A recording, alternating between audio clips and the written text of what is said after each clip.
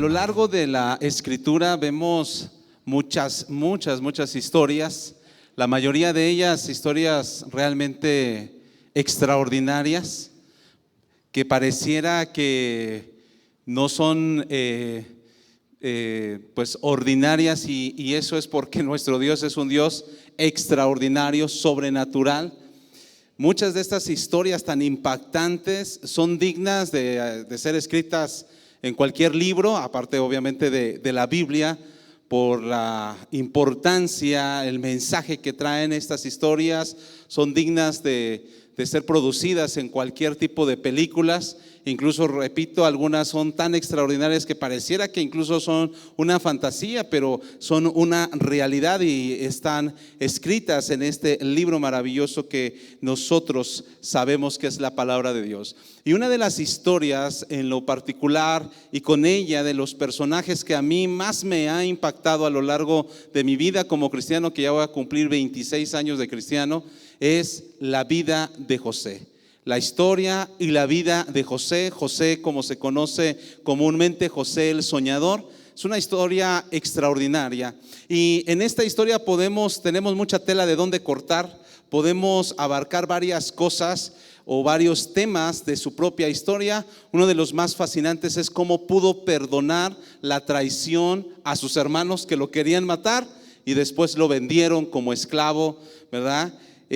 Podríamos de ahí sacar tantas cosas de su corazón, repito, cómo tuvo la disposición de perdonar, de liberarse, pero también el gran liderazgo que tuvo José a lo largo de los años. Ya cuando fue gobernador vemos un gran liderazgo, y aún desde antes. Así que podríamos mencionar varias áreas de José que nos dan mucho aprendizaje, mucho mensaje. Pero una de las cosas que hoy te quiero compartir es que hay algo en lo personal en José, que independientemente de las etapas de su vida y de las circunstancias, que muchas de ellas fueron muy difíciles y adversas, no se le quitó algo a José. Permaneció de alguna u otra manera esto sobrenatural sobre José, y es que José fue siempre próspero. José siempre fue próspero, a pesar incluso de que llegó a ser esclavo.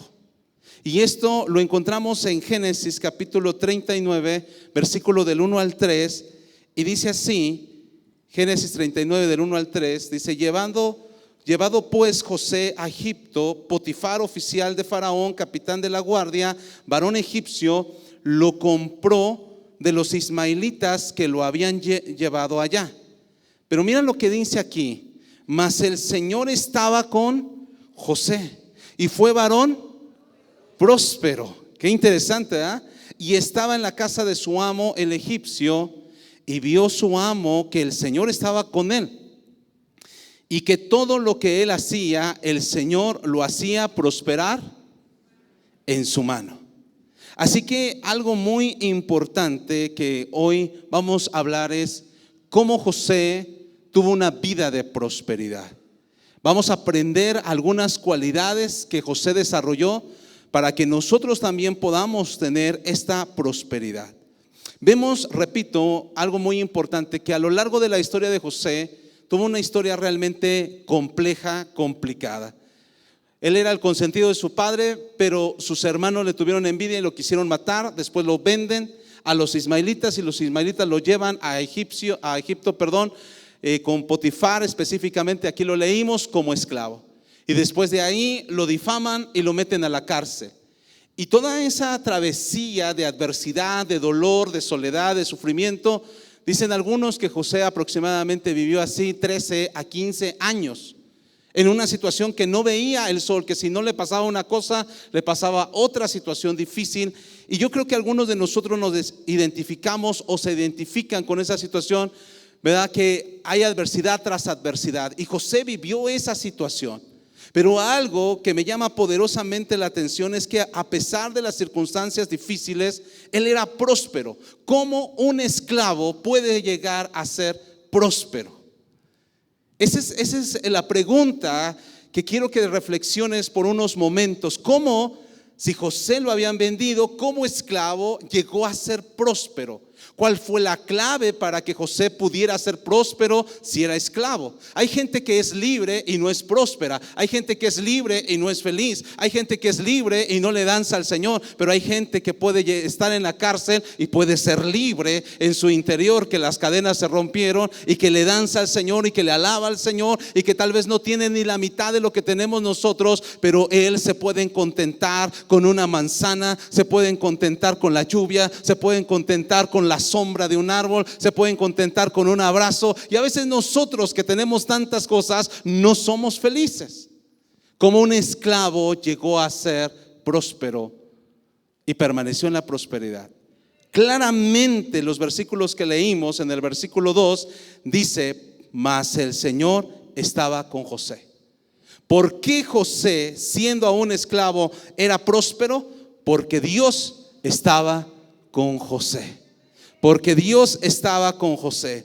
Querida familia, su prosperidad de José no era exclusivamente de que la emanara a él, de que saliera de él, de que él la ocasionara, sino que la prosperidad que tenía José era por una causa muchísimo mayor que cualquier ser humano, que la cabeza más inteligente o más sabia, era porque Dios estaba con José. Y cuando Dios está con una persona, siempre esa persona va a prosperar, a pesar de las críticas, de las murmuraciones, de las adversidades, de las oposiciones, siempre va a prosperar. Así que aquí tenemos un mensaje muy importante para todos nosotros.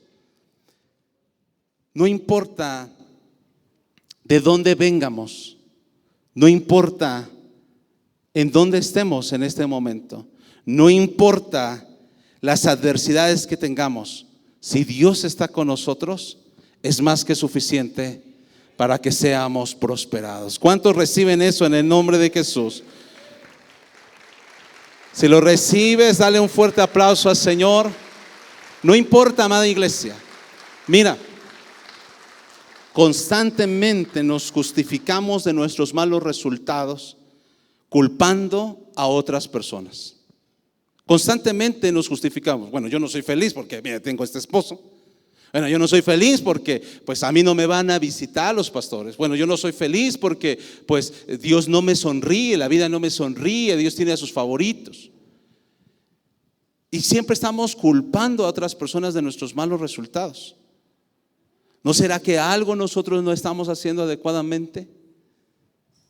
Y aquí hay algo también muy importante. En el versículo 2 claramente nos dice que Dios estaba con José. Pero la pregunta que yo me hago es: ¿y por qué Dios no estaba con otras personas de la misma manera? Por ejemplo, con sus hermanos. ¿Por qué Dios no estaba con Rubén, con Leví, con Judá? José tenía 11 hermanos. 11 hermanos. Eran 12 en total con él. ¿Por qué no estaba Dios con ellos? ¿Por qué dice la Biblia que estaba Dios con José? ¿Acaso Dios es un Dios injusto, disparejo, un Dios que hace acepción de personas? Pues cuando los que leemos la Biblia nos damos cuenta que Dios no hace acepción de personas. Al contrario, Dios dice en su misma palabra que Dios no hace acepción de personas. Entonces, ¿por qué dice la Biblia que Dios estaba con José, pero no de la misma manera estaba con todos? Y es lo que hemos dicho, algo similar a esto. Es un ejemplo solamente lo que voy a mencionar a continuación. Dios es omnipresente. De hecho, en la palma de su mano, en el hueco de su mano, ahí cabe toda la humanidad, todo el planeta Tierra, si lo quisiéramos ver de esa manera. Dios es infinitamente grande, ¿ok? Él es más grande que el universo mismo. Entonces, Él es omnipresente. Él está aquí, está en cualquier parte de la tierra, en Europa, en Asia, en Australia, en China, en Rusia, en cualquier parte del mundo. Pero no en todos lados se manifiesta. Y eso es algo especial. Eso es algo que tenemos que entender, que es algo especial. Dios nos ama a todos, pero no está con todos de la misma forma. Ahora, ¿tendrá que ver con Dios? Tendrá que ver con que Dios diga, tú sí, tú no, tú sí me caes bien, tú no. ¿Pasará eso en la cabeza, en la mente de Dios? ¿Hará Dios elecciones de esa forma tan arbitrarias? ¿Cómo será este asunto? ¿O por qué? La pregunta es que Dios estaba con José de una manera especial que no estaba con los demás. Pues creo yo que una de las respuestas que podemos darle a esto es que no solamente es que Dios estaba con José, sino que José estaba con Dios. No solamente es que Dios esté contigo, sino que tú estés con Dios.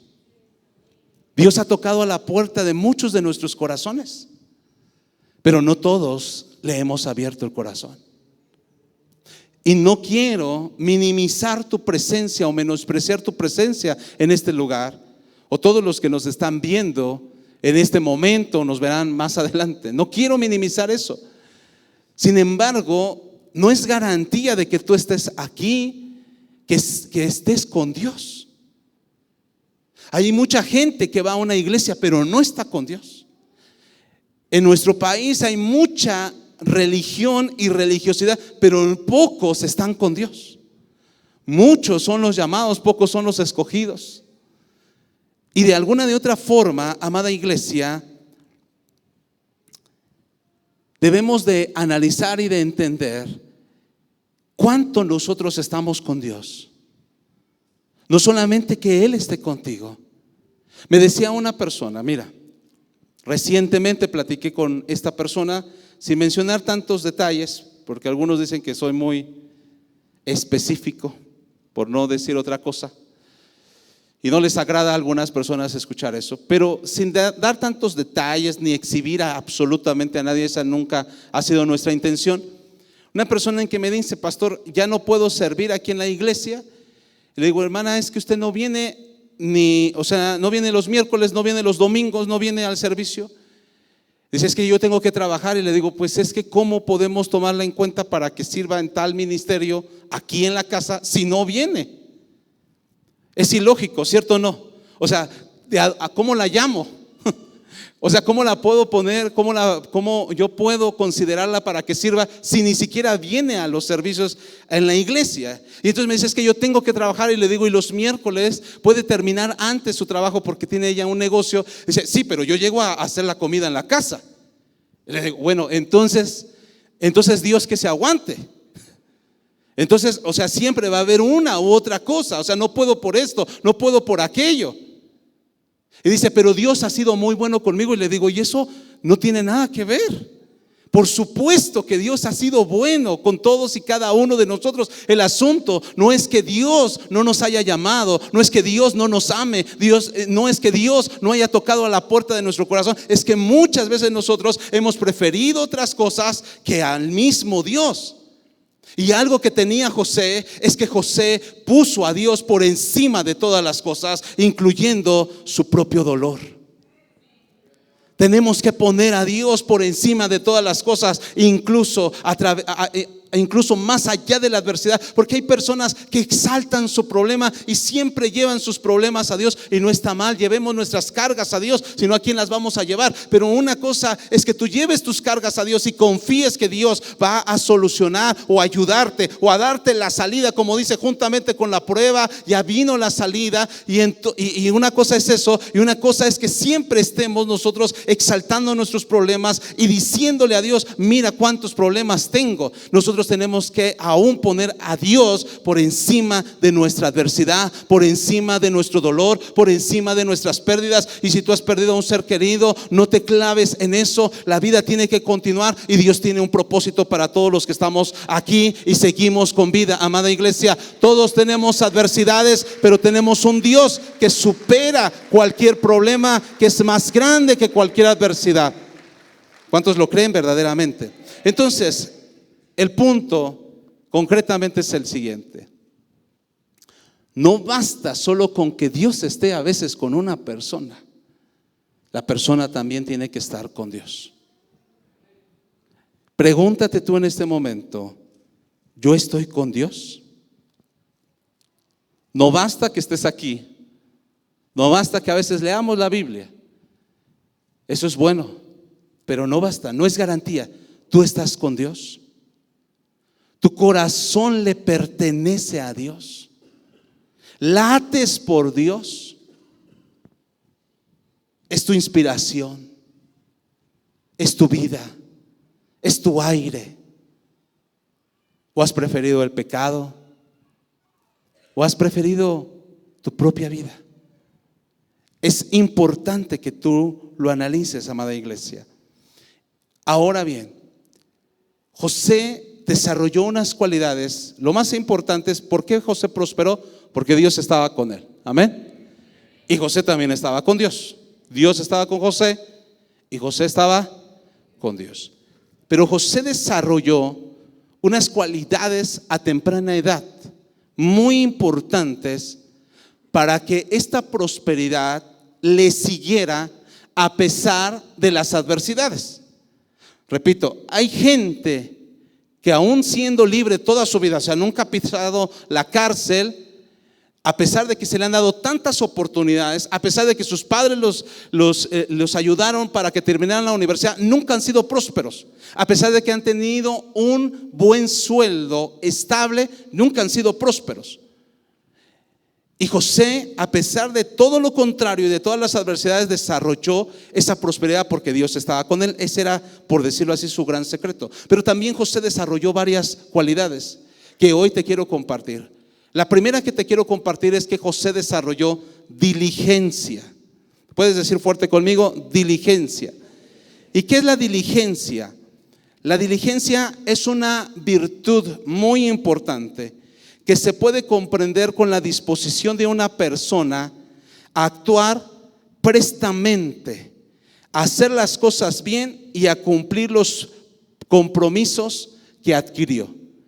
Repito esto, la diligencia es una virtud que se puede comprender con la disposición. O sea, la diligencia nace de la disposición de la persona para actuar prestamente. Es como, por ejemplo, si tú estás viendo que se está cayendo tu esposa, va a tu lado, ¿verdad? Pues tú rápido le extiendes la mano para que no se caiga, ¿cierto o no? Actúas prestamente, rápidamente. Y no así como que en cámara lenta, ahí voy. Pues no, imagínate, pues ahí ya se azotó como 2 veces. Entonces, tú vas prestamente. El diligente no está posponiendo la vida. El diligente no está diciendo, ay, mañana voy a trabajar. ¿Quieren que vaya a trabajar? No, ¿verdad? Él no pospone, él va, él lo hace. Él atiende su negocio. Ahora que nos cambiamos de casa, se nos ha complicado un poco comprar ciertas cosas porque en las tiendas abren a las 10 de la mañana. Y entonces mi esposa, bueno, las que están alrededor de la casa donde rentamos, y entonces mi esposa, hoy por ejemplo, salió para hacer el desayuno y dice, son las 10:15 y no abre el sinvergüenza de la tienda de la esquina. O sea, no es diligente. Ya se le fue un cliente. Entonces el diligente actúa prestamente, actúa no apresuradamente, pero sí cuando tiene que actuar, no pospone las cosas, hace bien las cosas. Una persona diligente hace bien las cosas y él es responsable de los compromisos que ha adquirido. O sea, si dice a las 10, ahí va a estar a las 10. Si dice, te voy a ir a visitar, te voy a ayudar, te voy a prestar, te voy a pagar, él es una persona diligente y lo hace. Proverbios capítulo 13, versículo 4 dice, el alma del perezoso desea, pero nada alcanza. Cuando nos vayamos a Cancún, ¿cuántos se quieren ir a Cancún? ¿No? O sea, era un comentario, o sea, no era una pregunta para ti, pero está bien, qué bueno que te quieras ir. Qué bueno que te quieras ir. Dice, cuando nos vaya, ¿cuántos se quieren ir? Dice, pero todo desea, una casita, ¿verdad? Un carro para que ya no nos andemos mojando en estos tiempos de lluvia. Desea y desea, pero nada alcanza porque es perezoso. Mas el alma de los diligentes será, ¿qué dice ahí? Prosperada. ¿Y quién escribió este libro? inspirado por supuesto por el Espíritu Santo. Salomón, el hombre más rico del mundo. Pero Salomón, siendo rico, sabía que una de las virtudes para desarrollar riqueza es la diligencia. Lo contrario a la diligencia es la negligencia. Y la negligencia es lento, perezoso y descuidado. La persona negligente es lento, perezoso y descuidado. Ahora, hay algo importante. En el versículo 3 que leímos hace rato de la vida de José, dice que Dios hacía prosperar lo que estaba en la mano de José. Así que Dios prosperaba. Cuando dice lo que estaba en la mano de José, las manos bíblicamente simbolizan trabajo, mi hermano, chamba. ¿Sí? O sea, es que tú sigues cantando, no voy a trabajar, no voy a trabajar. No, imagínate. O sea, el lunes no voy a trabajar por tal cosa, el martes no voy a trabajar. O sea, ¿cuándo vas a trabajar? El domingo, Sí. Y te aseguro que así hay muchos, El domingo sí, porque hay buena venta, pastor. No voy a la iglesia porque voy a trabajar el domingo. De lunes a sábado no trabajas, pero el domingo se te antoja ir a trabajar para no venir a la iglesia. Así que Dios prospera, o Dios prosperaba el trabajo que José hacía. Y esto es lógico, mi hermano. ¿Cómo Dios va a prosperar lo que no hacemos? Es que hay mucha gente con sueños, pero con poca diligencia. Es que hay mucha gente deseando, pero con poco compromiso. Un día yo voy a ser pastor, un día yo voy a hacer esto, un día yo voy a ayudar a mis papás, un día yo voy a... No, y no hacen absolutamente nada. La diligencia no es de deseos, es de compromiso. Dios bendice al trabajador. Por eso dice la Biblia que el que no provee ni siquiera para los de su casa es peor que un incrédulo y ha negado la fe. Porque una de las virtudes que tenemos que tener nosotros es que seamos buenos trabajadores. Dios no bendice a todos los trabajadores. Hay personas que entran a las 8 y llegan a las 8 y salen a las 6 y salen a las 6. Pero hay personas que llegan 15 minutos antes y a veces se van 15 minutos o media hora después. ¿Por qué? Porque están en una disposición de dar una milla extra. Dios va a bendecir no solamente a los que trabajan y cumplen con lo necesario, sino a aquellos que van por más, amada iglesia. No te limites solamente a tus funciones. Dios quiere ver tu corazón diligente en todas las áreas, y Dios va a bendecir y va a prosperar a los trabajadores. Amén. Pero otra de las cosas muy importantes de José es que era íntegro. Y la integridad, podríamos hablar muchas cosas, te voy a mencionar unas de ellas.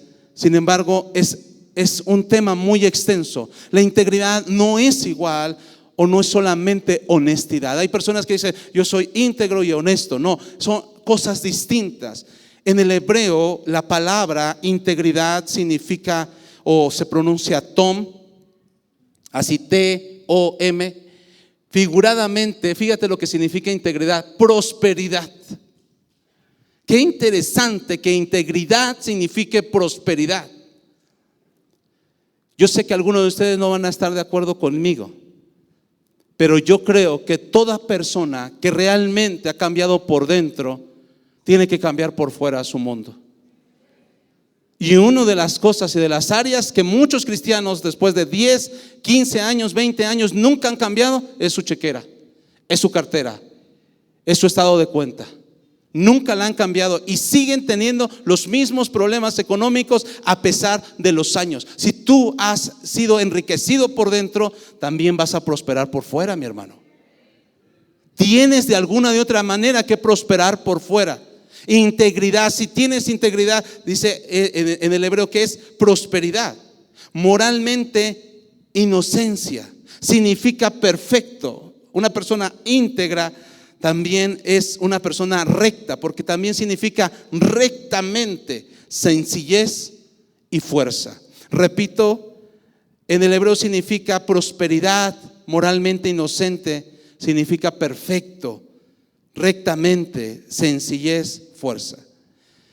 El término integridad en el diccionario también lo busqué y viene del latín integritas, que significa totalidad.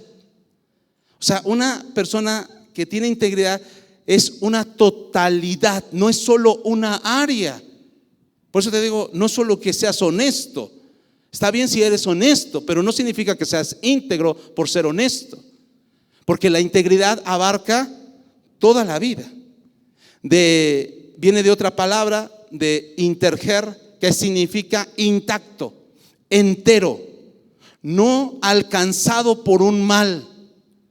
Fíjate lo que significa la integridad, no alcanzado por un mal.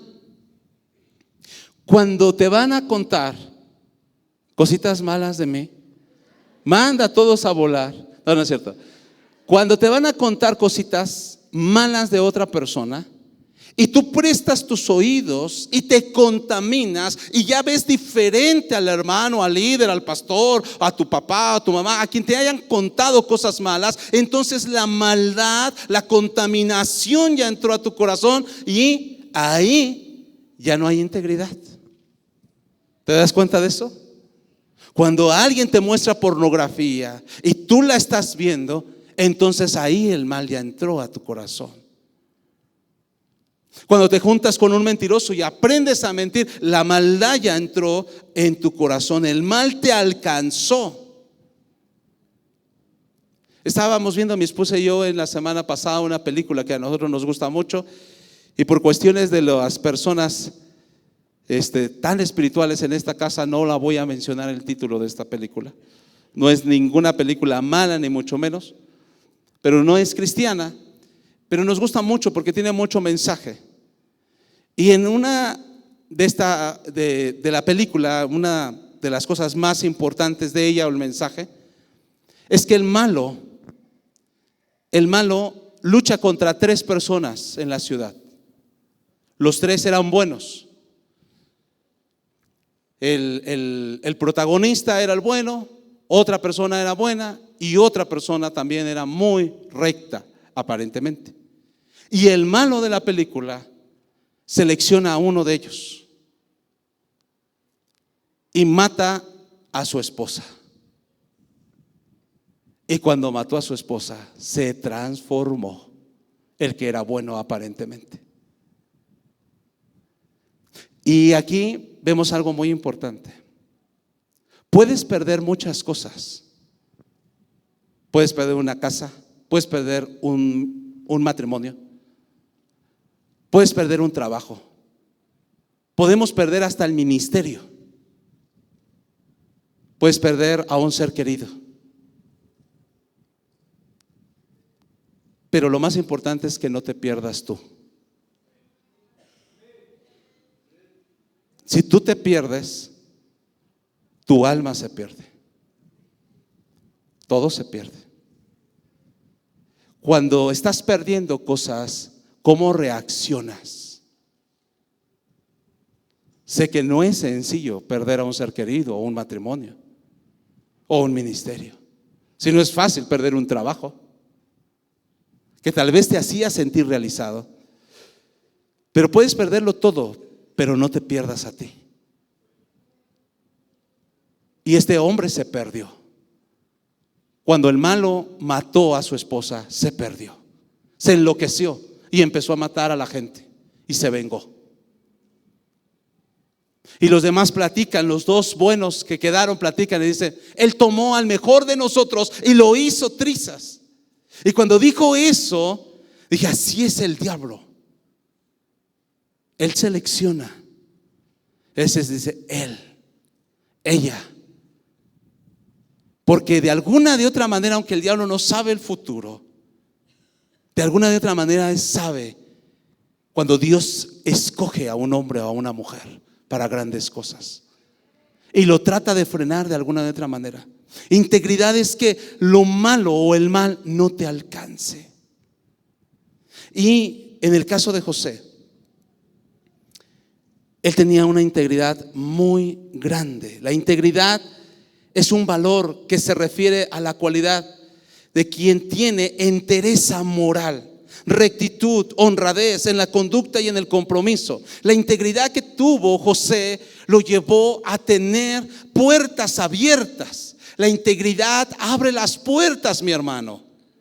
Porque el camino más fácil es robar, es transar, es mentir, es hacer fraudes. Pero en el camino correcto, en el camino de Dios, que de Él viene la verdadera prosperidad, se abren las puertas cuando tú eres derecho, cuando tú eres honrado, cuando tú eres íntegro. Y Potifar le tenía tanta confianza a José. ¿Por qué crees? Porque él tenía integridad. Le tenía tanta confianza que aún dejaba ahí a su esposa en la misma casa que estaba José. Y todo, dice la Biblia, todo lo que tenía Potifar se la puso en las manos de José, excepto su esposa. Pero la integridad se prueba. Y dice Génesis capítulo 39 versículo 4: así halló José gracia en sus ojos, o sea, en los ojos de Potifar, y le servía. Y él le hizo mayordomo de su casa y entregó en su poder todo lo que tenía. ¿Y por qué lo entregó todo Potifar? Porque sabía que José era un hombre íntegro. Pregúntale al que está a tu lado: ¿la gente puede confiar en ti? ¿La gente puede confiar en ti? ¿O ya andan sospechando de que pides prestado y no pagas? ¿O ya andan sospechando de que eres ojo alegre y no vaya a ser que quiera otras cosas con tu esposa? Me dijo una persona hace muchos años: a tu casa no metas a cualquier persona, aún a ciertos familiares. Tienes que tener cuidado, porque aún en las mejores familias, cada cosa que pasa. ¿Sabes a cuántas personas hemos ministrado que dicen: mi mamá me dejó con mi tío, con mi tía, con mi primo, con tal, y él me violó? Integridad, mi hermano. Pero la integridad se prueba. Génesis capítulo 39 versículo del 7 al 13 dice así. Génesis 39 del 7 al 13: aconteció después de esto que la mujer de su amo puso sus ojos en José y dijo: duerme conmigo. O sea, la mujer de Potifar, para los que no saben la historia, estaba perdidamente apasionada por José. Le gustaba tremendamente, lo deseaba.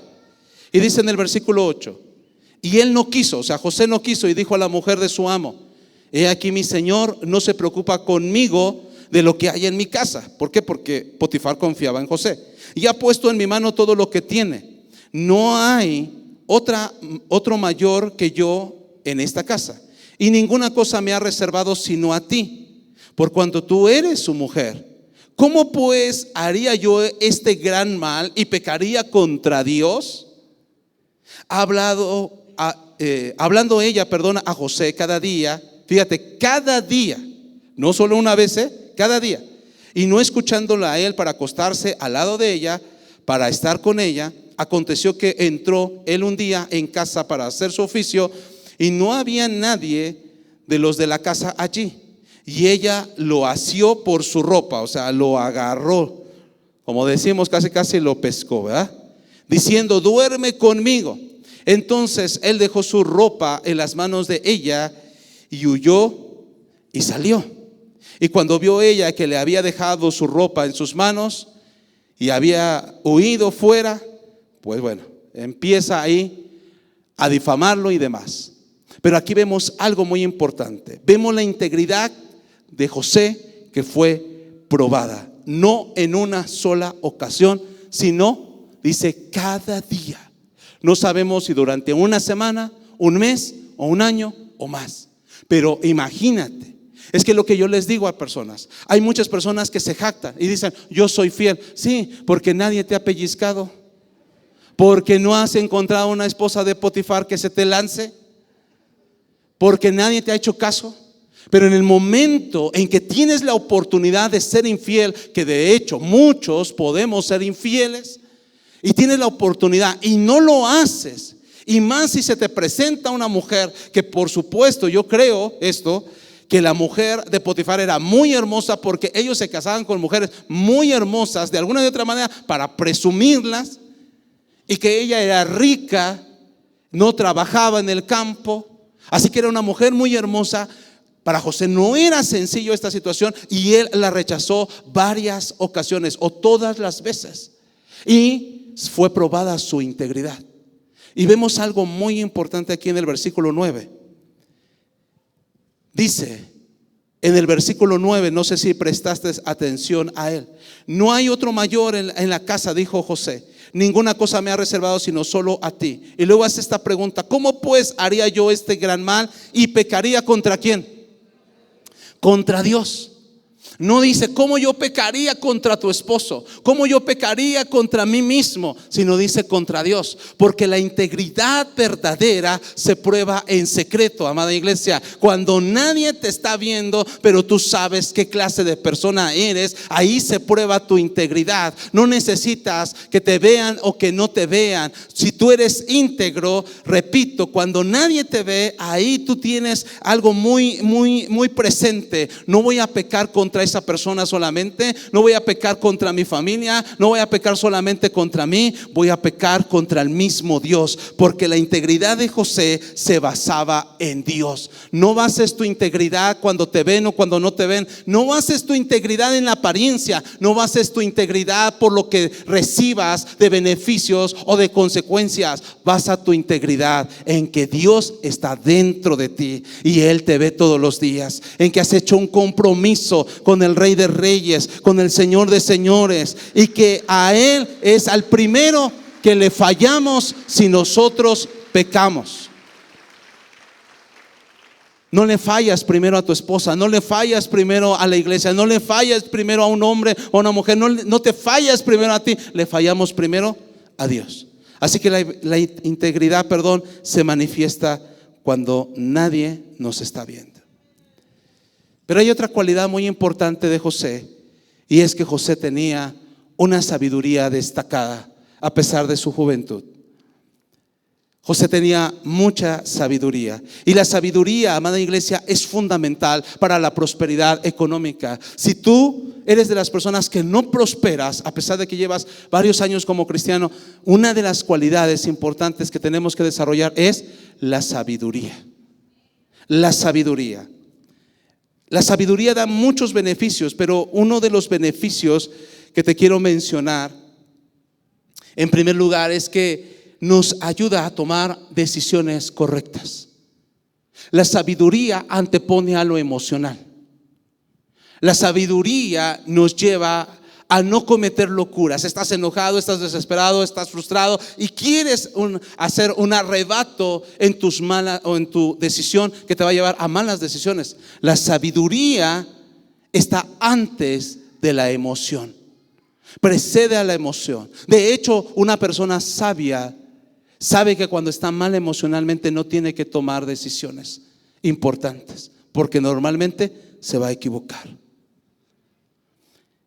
Y la sabiduría, una parte de ella la podemos definir de la siguiente manera: la sabiduría es la capacidad para discernir entre lo bueno y lo malo, entre lo apropiado y inapropiado, entre lo debido y lo indebido, y el compromiso para hacer lo bueno, lo debido y lo apropiado. Vuelvo a repetir esta parte: la sabiduría es la capacidad para discernir entre lo bueno y lo malo, entre lo apropiado e inapropiado, entre lo debido y lo indebido, y el compromiso de hacer lo bueno, lo debido y lo apropiado. Así que la sabiduría nos ayuda a tomar buenas decisiones, no basadas en las emociones, sino en lo que es correcto. La sabiduría te lleva a hacer lo correcto, no lo que deseamos. Muchas veces tal vez no tienes una buena economía y a cada rato andas en los taquitos, a cada rato andas en el restaurante, a cada rato andas pidiendo Uber, a cada rato, y entonces no tienes una buena economía, tienes deudas, pero andas saliendo por acá y por allá. ¿Por qué? Porque estamos mal emocionalmente. Pero la sabiduría te ayuda a tomar la decisión correcta, no lo que deseas. Amada iglesia, no todo lo que deseamos lo tenemos que hacer. Ese es el gran engaño de este mundo, el hedonismo, el autoplacer. Hoy estoy cansado, no voy a la iglesia, Dios me comprenderá. Por supuesto que Dios te comprende, Pero así como te has esforzado para otras cosas, esfuérzate y aún más para buscar a Dios de todo tu corazón. Entonces no siempre tenemos ganas de leer, no siempre tenemos ganas de orar, no siempre tenemos ganas de buscar a Dios, pero eso es lo mejor que un ser humano puede hacer. No tenemos ganas de perdonar, pero ¿qué dice la Biblia? Así como yo te he perdonado, yo te pido y te mando a que tú también perdones. ¿Acaso no nos gustaría decirle sus cosas a esa persona como ellos nos han dicho tantas veces? Y que aún en las redes sociales nos mandan indirectas. ¿Acaso no tenemos también nosotros manitas y redes sociales para también contestarle sus cosas? ¿Acaso no tenemos boca como cuando una mamá le pegó a su hijo y el hijo ahí rebeldón le dice: pues yo también tengo manos, O sea, como diciendo: abusada mamá, que yo también te puedo dar. Por supuesto que también nosotros tenemos boca y podemos desquitarnos. Y a veces quisiéramos poner a la gente en su lugar y decir: ya estuvo bueno de tanta crítica, ya estuvo bueno de tanta difamación, ven para acá. Pero ¿sabes qué nos manda la palabra hacer? A veces lo que no queremos hacer, pero tenemos que hacer. Cuando tú haces lo correcto, empiezas a actuar con sabiduría. El principio de la sabiduría es el temor a Dios. Cuando tienes temor, respeto a Dios, entonces vas a tomar decisiones correctas y no emocionales. Ahora, amada iglesia, la sabiduría que Dios nos da es una de las virtudes más extraordinarias que ha perdido la iglesia. Porque la sabiduría es tan útil, que sin ella no sabes administrar todo lo que Dios ha puesto en tus manos. Te lo digo de la siguiente forma: ¿por qué no somos buenos administradores? Ni de tiempo, ni de salud, ni de cuerpo, ni de familia, ni de dinero. ¿Por qué no somos buenos administradores? Por la carencia de sabiduría que tenemos nosotros. La sabiduría te ayuda a administrar lo que Dios ha puesto en tus manos. ¿Lo puedes decir fuerte conmigo? La sabiduría me ayuda a administrar lo que Dios ha puesto en mis manos. ¿Qué ha puesto en tus manos? Tu vida, tu tiempo, tu matrimonio, tus hijos, tu economía. Tu economía, hermano. Así que muéstrame a una persona con falta de sabiduría y te mostraré a una persona con problemas económicos. Nadie dijo amén. De más de 200 personas aquí, nadie dijo amén. Es así, nos guste o no. Si tú tienes problemas económicos es porque no tienes sabiduría. Al menos en esa área no la tienes. Todas las personas con sabiduría fueron prósperas. Todas. Salomón, ¿qué le pide a Dios? Dame sabiduría. ¿Y qué le dio Dios? Riqueza en abundancia. Es que Dios no le va a dar riqueza a una persona que no tiene sabiduría, hermano. ¿Tú crees que Dios le va a dar riqueza a un terrorista?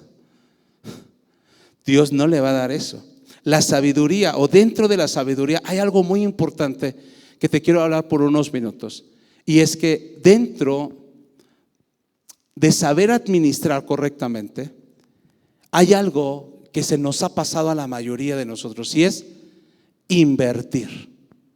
Repito, sabiduría te lleva a saber administrar.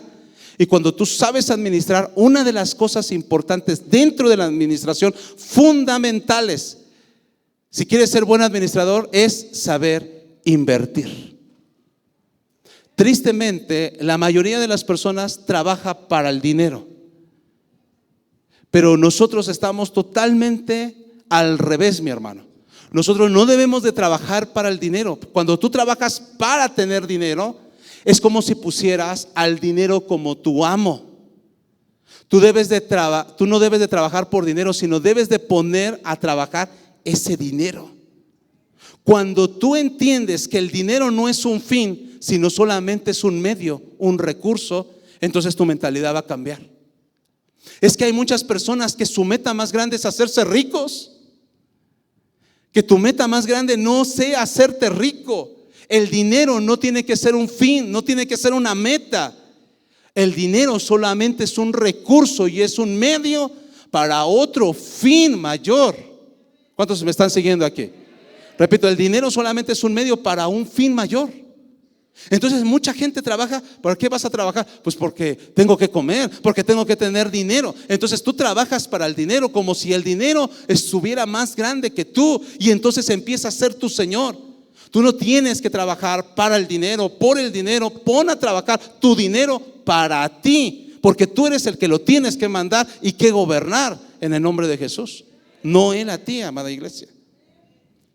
Hay varios tipos de personas. Los perezosos que sueñan pero que nunca trabajan, pues nunca tienen nada. Los que han trabajado toda su vida y son bien chambeadores, pero ¿qué crees? Que también lo tienen. Porque el trabajar duro no te garantiza prosperidad.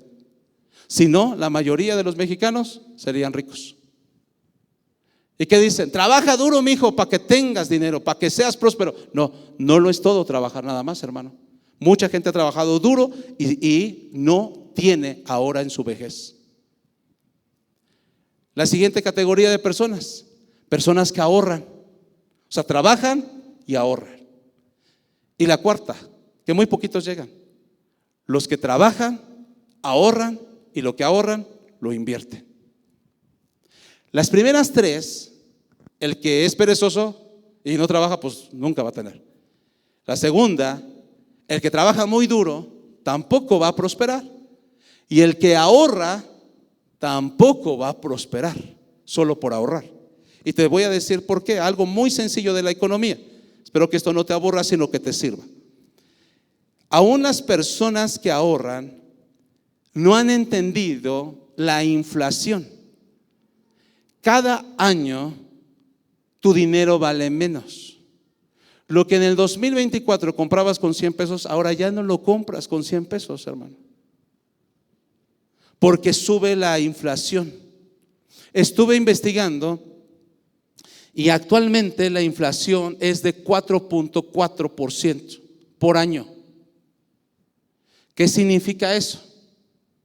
Si tú tienes un ahorro de 1,000 pesos, por ejemplo, entonces ya perdiste nada más por dejarlo ahí, y lo dejaste un año debajo del colchón, tú ya perdiste 440 pesos. Ahorraste 1,000 pesos y dices, yo ya tengo 1,000 pesos ahí ahorraditos. No, ya no valen igual. Eso no te lo digo yo. Eso tienes que conocer un poquito de economía. Yo no soy experto, pero al menos esto es lo básico, mi hermano. Ahora, imagínate los que no ahorran. Imagínate los que están endeudados hasta el copete. Pues todavía peor. Entonces, si tú ahorras, aún ahorrando, cada día vale menos tu dinero. Tú tienes que invertirlo, mínimo que te pueda dar un 15% al año, para que si por la inflación pierdes el 4.4, entonces al menos te quede un 10% libre. ¿Sí me explico? Y si tú inviertes 1,000 pesitos y te da el 15% y te quitan lo de la inflación, al menos tú ya tuviste de ganancia 100 pesos por esos 1,000 pesos. No sé si me estoy dando a entender. 100 pesos por esos 1,000 pesos. Tenemos nosotros que aprender a invertir, amada iglesia, poner a trabajar nuestro dinero. Cuando invertimos, esto se conoce como ingresos pasivos. ¿Y qué son los ingresos pasivos? Algunos ejemplos. La inversión que puedes hacer en en un banco no, en un fondo de inversión, en alguna institución seria, que tú tienes que investigar para que no te vayan a robar.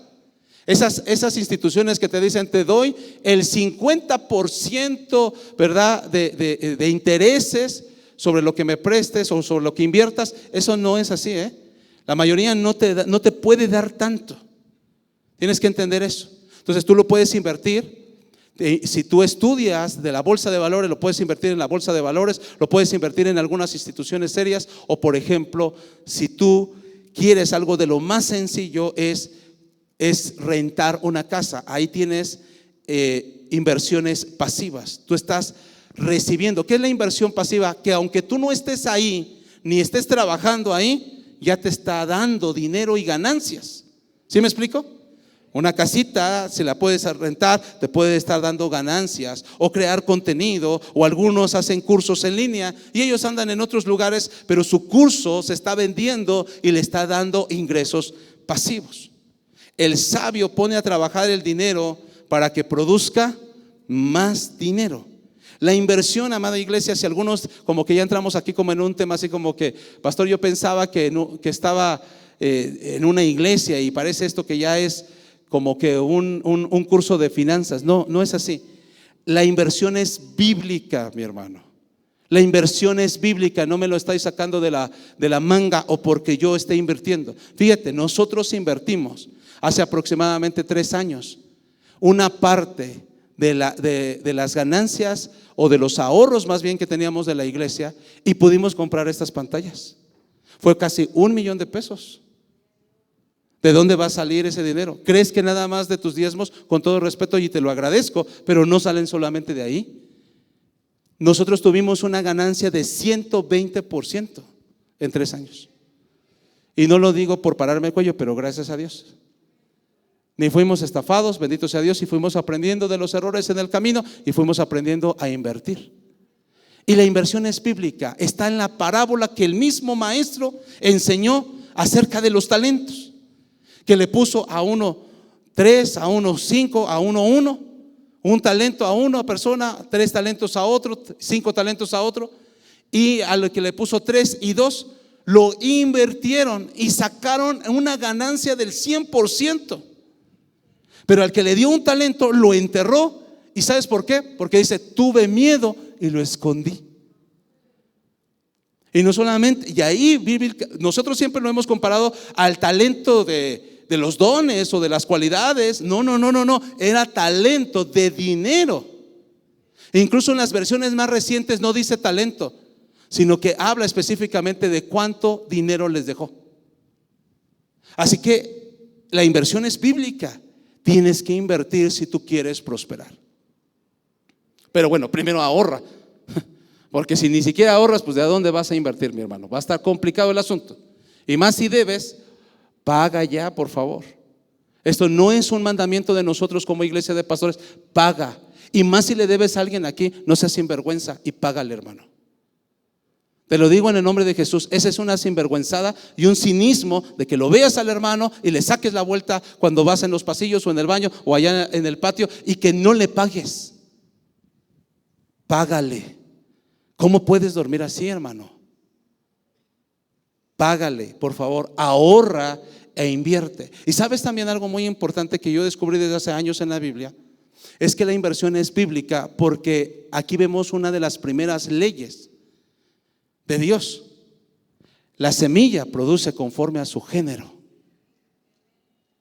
Así lo dice en la Biblia, que cuando Dios empezó a reconstruir la tierra que estaba desordenada y vacía, empezó a ordenarla y dijo, la semilla va a producir conforme a ¿qué? A su género. Entonces yo siembro una semilla de manzanas y va a producir después de un tiempo que yo la cultive, que yo la cuide, ¿qué va a producir? Un árbol con manzanas. La semilla produce conforme a su género. Si yo siembro dinero, bueno, no es literal el asunto, obviamente, ¿verdad? Bueno, y si lo siembras, dime dónde, para que busque mi pala. Si tú siembras dinero, ¿qué va a producir? Dinero. ¿Cómo quieres cosechar dinero si nunca lo sembraste, hermano? ¿Y a qué me refiero? Sé obediente con tus diezmos, con tus ofrendas, ya no le robes a Dios. Siembra con tus padres, honra a tus padres. La palabra honra en el griego significa dar dinero también. No es solamente respeto, hermano. Mi esposa me decía, ¿no? Y bueno, mejor eso ya no lo digo.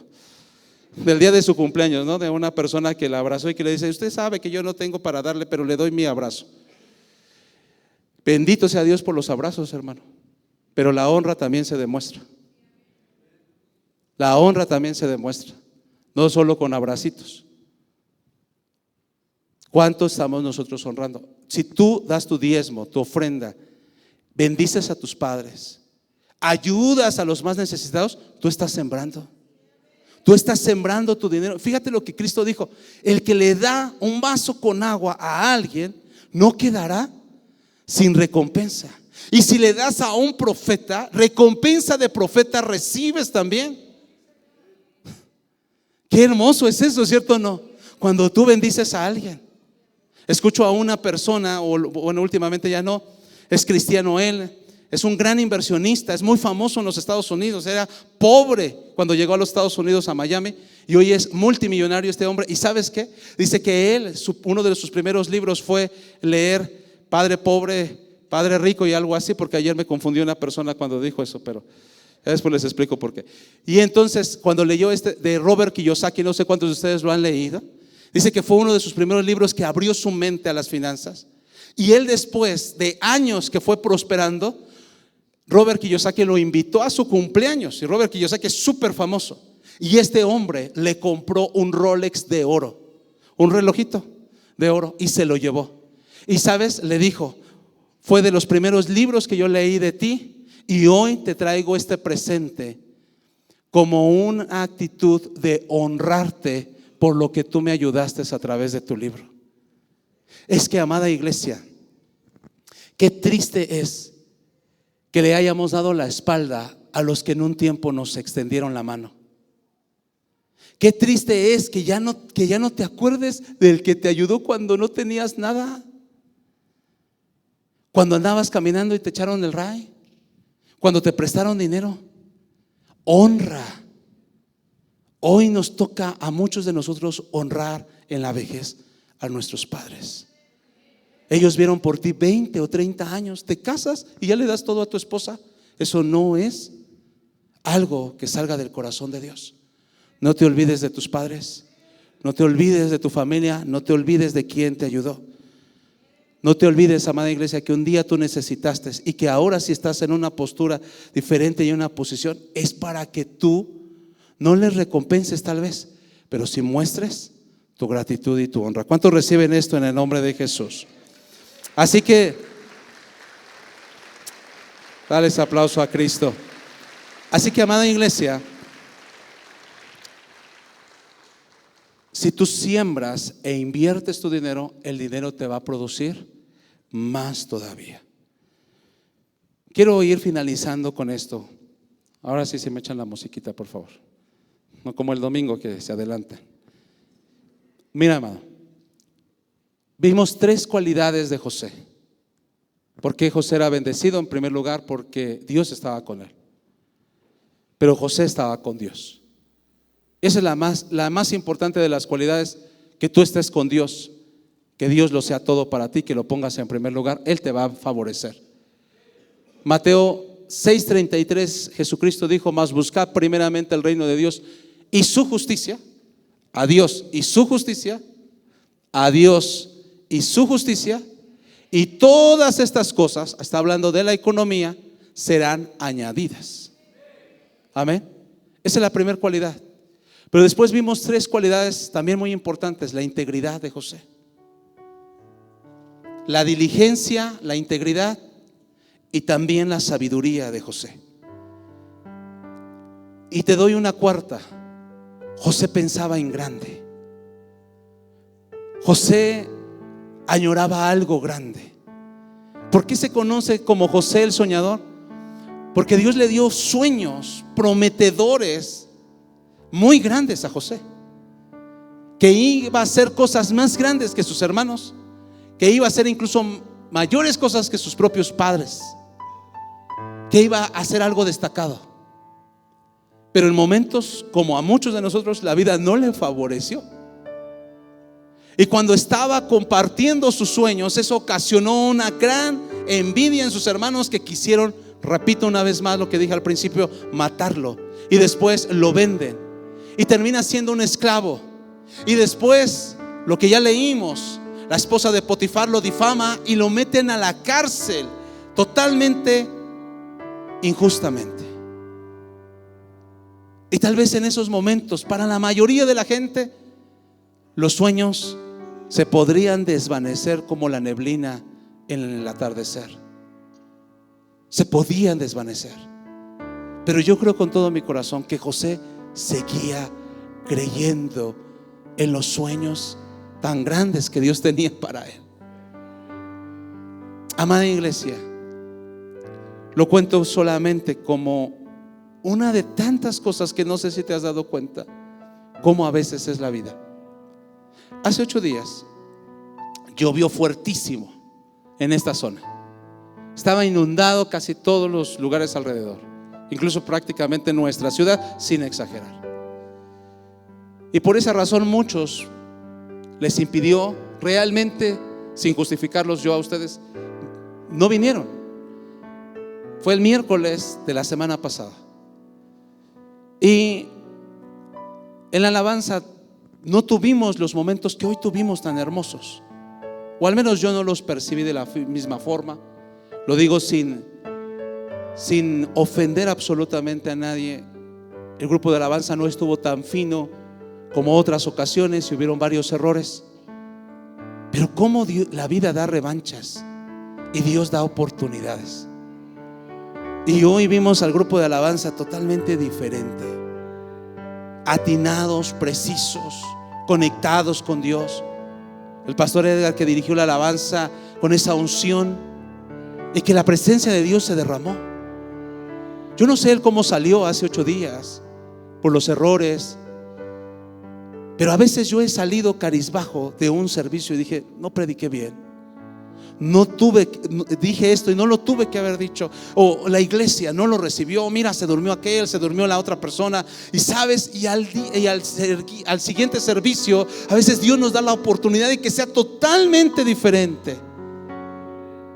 A veces tal vez puede ser nuestra apreciación solamente y no fue así, pero a veces hay cosas que no son nuestra apreciación, sino que nos pasan y que son difíciles, y que perdimos el trabajo, y que fuimos criticados, y que fuimos ofendidos, y que fuimos traicionados. Pero la vida da revanchas y Dios sigue dando oportunidades, y Dios le dio la oportunidad a José. Pero José hizo algo extraordinario, nunca perdió la fe de que Dios tenía algo grande y poderoso para él. Amada iglesia, no te olvides de las promesas que Dios te dio en secreto. No te olvides de los sueños que Dios te dio en secreto, que solamente tú los atesoraste y que tal vez no los compartiste, o tal vez sí los compartiste y dijiste: Dios me dijo que yo voy a hacer algo grande. Y han pasado los años y parece todo lo contrario, que simplemente no destacamos, que simplemente no avanzamos. Hasta pareciera que el diablo ha ganado ventaja. Y tal vez así ha sido, o tal vez no. Pero lo más importante es: ¿tú qué crees? ¿Le sigues creyendo a ese Dios que hace años te dio esas promesas?